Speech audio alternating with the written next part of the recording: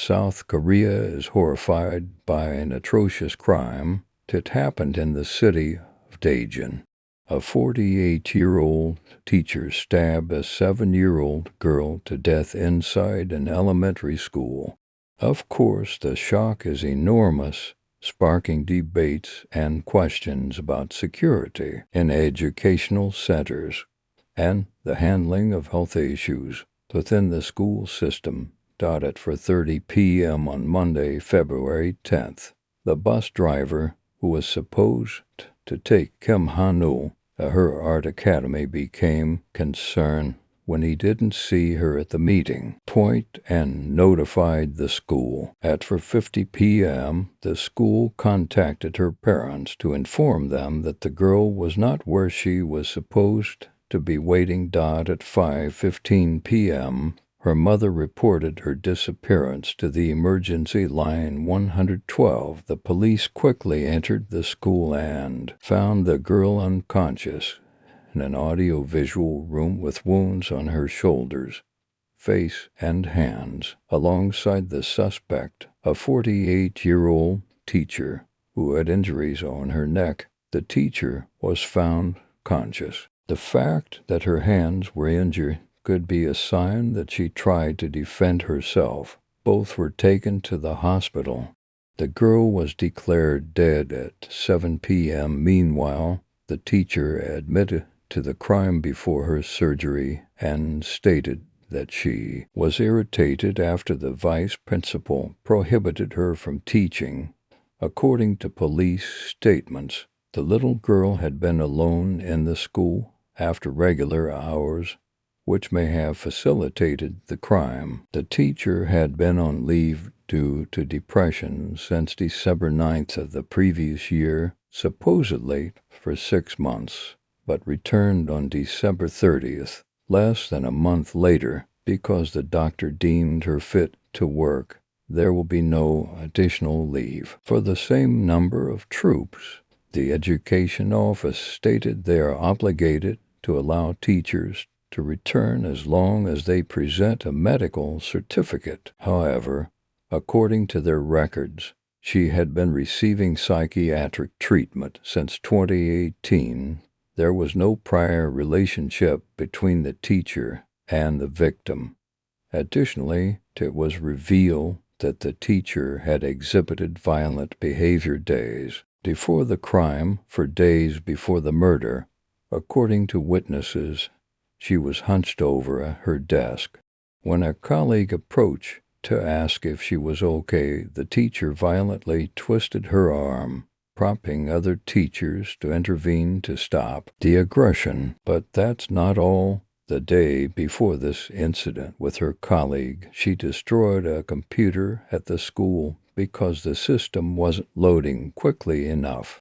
Subsequently, the school reportedly informed the Education Office about her violent behavior and suggested removing her from contact with students.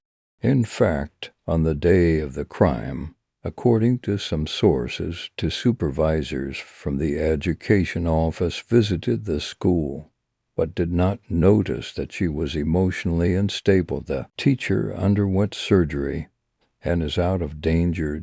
She confessed to the crime at 9 p.m. the same day. She stated that she had no specific target and planned to die along with a student, saying it didn't matter which child. She explained that she would attack the last person left in the school, regardless of who it was.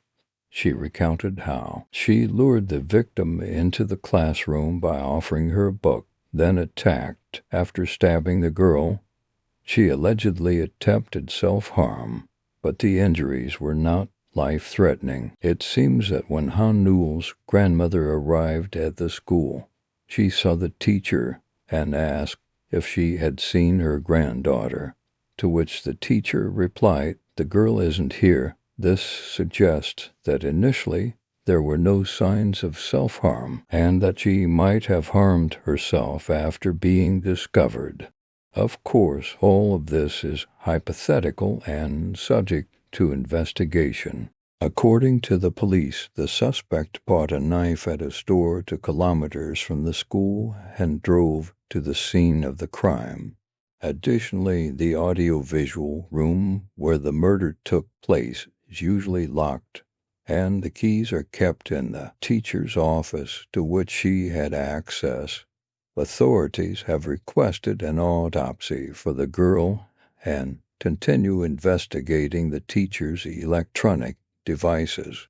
They have also requested an arrest warrant and initiated a process to search her residence. Investigators plan to interrogate the teacher again once she recovers, as doctors have recommended at least 48 hours of medical care before continuing the investigation.